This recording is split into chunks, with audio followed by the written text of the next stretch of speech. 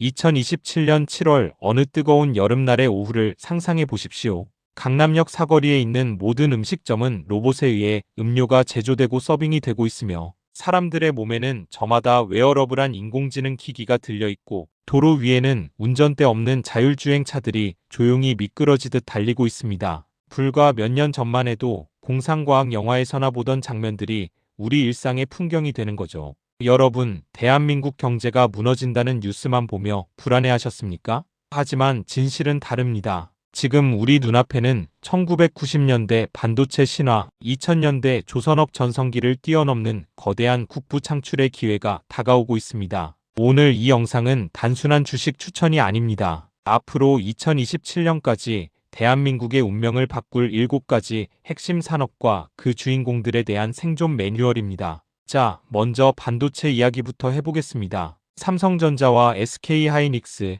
대한민국 사람이라면 누구나 한 번쯤 사봤을 종목이죠. 그런데 얼마 전까지만 해도 이런 말들이 들렸습니다. 삼성전자 이제 끝난 거 아니냐, 하이닉스 너무 올랐다, 조정 온다. 하지만 여러분, 진짜 잔치는 이제부터입니다. 인공지능 반도체의 핵심인 HBM, 즉 고대 역폭 메모리 시장을 보십시오. JP모건은 이 시장이 2027년까지 유례없는 호황을 누릴 것이라고 발표했습니다. 2024년 HBM 시장 규모는 약 15조 원이었습니다. 그런데 2027년에는 무려 45조 원으로 3배 성장할 전망입니다. 특히 상위 세계 메모리 업체 삼성전자, SK하이닉스, 마이크론의 시가총액은 2027년까지 총 200조 원 이상 증가할 것이라는 예상을 내놓았습니다. 쉽게 설명드리면 이렇습니다. 예전에 반도체가 일반 도로였다면 인공지능용 반도체는 16차선 초고속 고속도로입니다. 챗GPT 같은 인공지능이 한 번 질문에 답하려면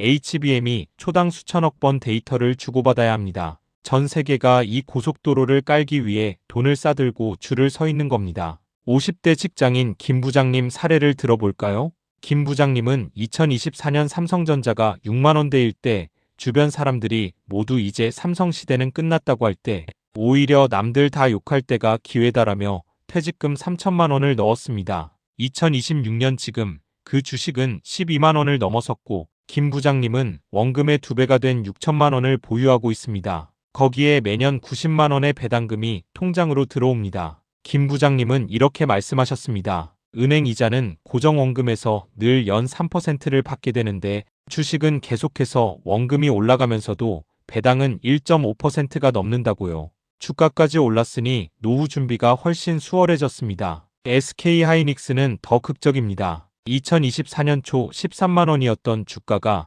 2026년 현재 70만 원을 돌파했습니다.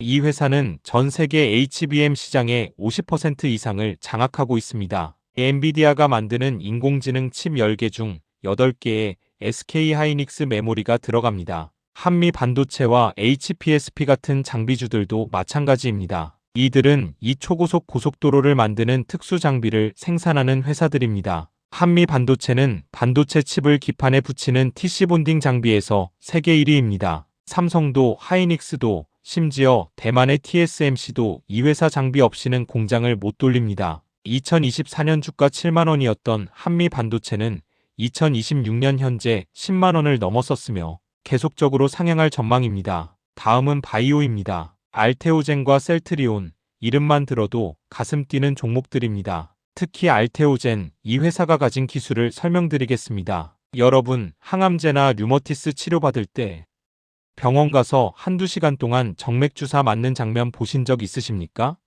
환자에게 매우 불편한 일이죠. 알테오젠은 이 정맥주사를 피부에 툭 찌르는 5분짜리 피하주사로 바꾸는 마법 같은 기술을 가지고 있습니다. 구체적으로 말씀드리면 이 회사의 알비올로 기술은 전 세계 6개 이상의 제약사의 기술 이전이 되어 있습니다. 한 건당 기술료가 최소 2천억 원에서 많게는 1조 원이 넘습니다. 2027년이면 이 기술로 만든 신약들이 미국과 유럽 약국에 깔리기 시작합니다. 이미 키트루다 SC FDA 승인 후 마일스톤 2,500만 달러 수령했으며 3분기 매출 490억 원으로 900% 증가하고서 계속해서 매출이 발생할 것으로 예상됩니다. 2024년 주가 10만 원대였던 알테오젠은 2026년 현재 주가가 45만 원을 넘어섰습니다. 은퇴를 앞둔 박 과장님은 2024년 알테오젠에 2천만 원을 투자했습니다. 처음에는 무서웠어요. 바이오주는 등락이 심하다고들 하잖아요.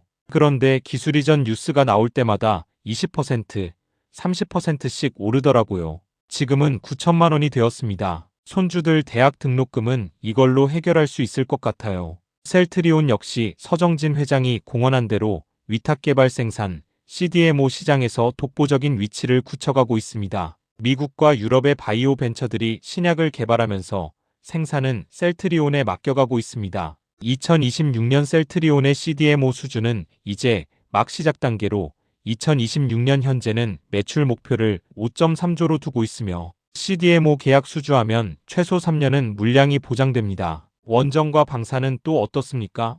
두산에너빌리티와 한국전력은 체코 원전 수출을 시작으로 유럽 전역에 에너지 독립의 깃발을 꽂고 있습니다. 2024년 7월 대한민국이 체코 원전 사업을 수주했습니다. 금액이 얼마였는지 아십니까? 26조 원입니다. 이건 단순히 원전 2기를 짓는 게 아닙니다. 향후 60년 동안 유지 보수와 부품 공급까지 포함하면 총 몇십조 원이 넘는 초대형 프로젝트입니다. 그런데 더 중요한 건 이게 시작이라는 겁니다.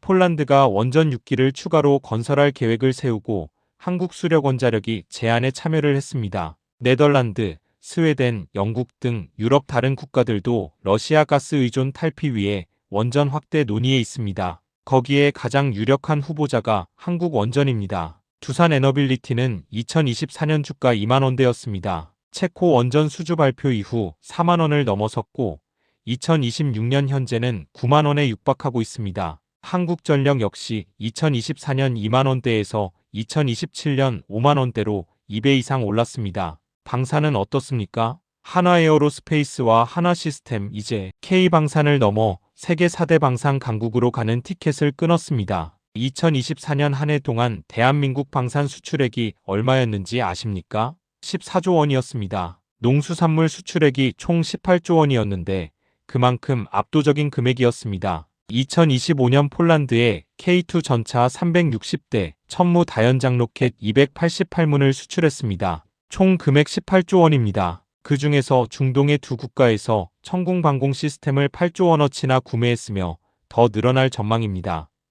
2025년 한화에어로스페이스, 현대로템 등 빅4 기업의 수출 호재로 대한민국 방산 전체 수출액은 22조 원이었습니다. 한화에어로스페이스는 2024년 주가 30만 원대였습니다. 2026년 현재는 100만 원을 돌파했습니다. 퇴직한 최 선생님은 이렇게 말씀하셨습니다. 젊었을 때 군대 갔다 와서 나라가 강해지는 걸 보는 게 이렇게 뿌듯할 줄 몰랐습니다. 우리 손주들은 더 이상 전쟁 걱정 안 하고 살 수 있을 것 같아요. 거기에 투자 수익까지 생겼으니 일석이조입니다. 조선업의 현대중공업, 하나오션, 삼성중공업은 또 어떤가요?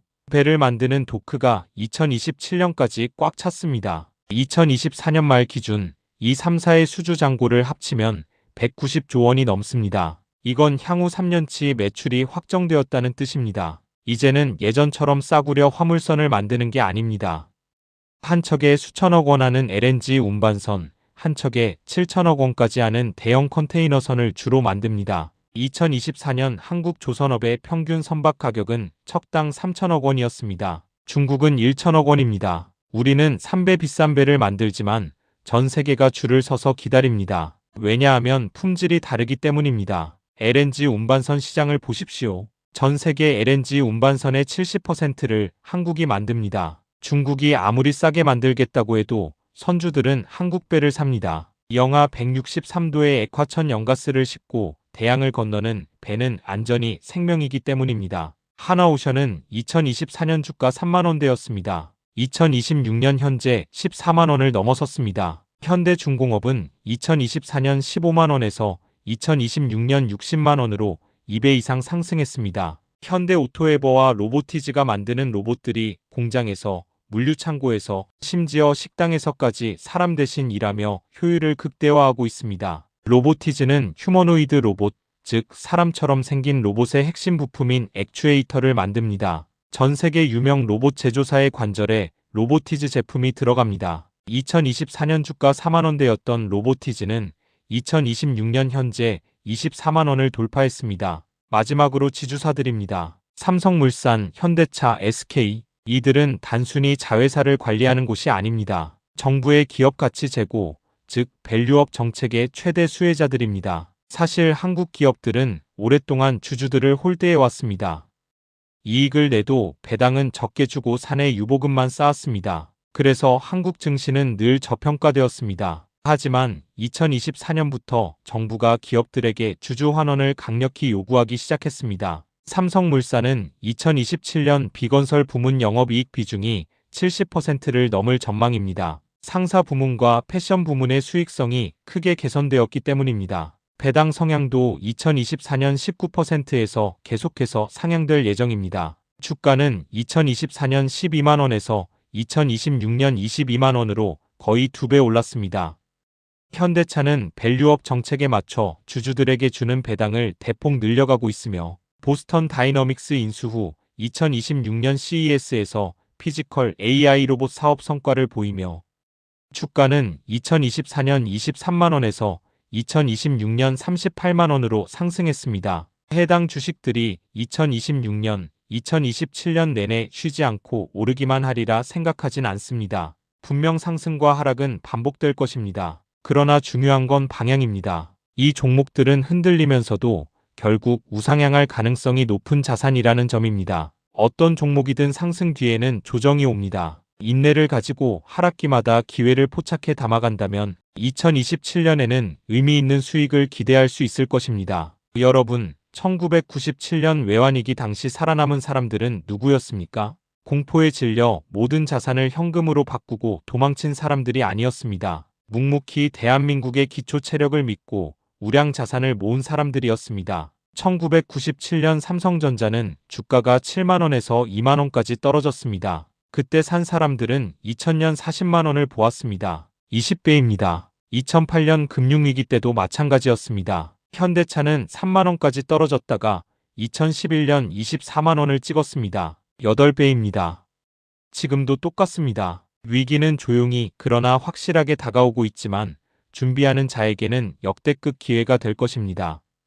여러분 통장에 있는 돈, 은행에 넣어두면 연 3%입니다. 1000만원을 넣으면 1년에 이자 30만원입니다. 하지만 오늘 말씀드린 기업들에 투자하면 확대되는 배당 수익에 주가 상승까지 더해집니다. 물론 주식 투자는 원금 손실 위험이 있습니다. 하지만 여러분께서 지금 준비 안 하시면 언제 하시겠습니까? 100세 시대입니다. 앞으로 예전보다 30년, 40년을 더 사셔야 합니다. 연금만으로는 부족합니다. 지금 당장 공부하십시오. 증권사 앱을 깔고 유튜브로 공부하시고 조금씩이라도 시작하십시오. 1000만원이 없으면 100만원부터, 100만원이 없으면 10만원부터 시작하십시오. 그리고 행동하십시오. 2027년의 당신이 지금의 당신에게 감사하게 될 겁니다. 대한민국은 망하지 않습니다. 세계 10위 경제대국, 반도체 강국, 조선 강국, 방산 강국, 이게 다 허명이 아닙니다. 우리 자식들, 손주들이 살아갈 이 나라는 여러분이 생각하는 것보다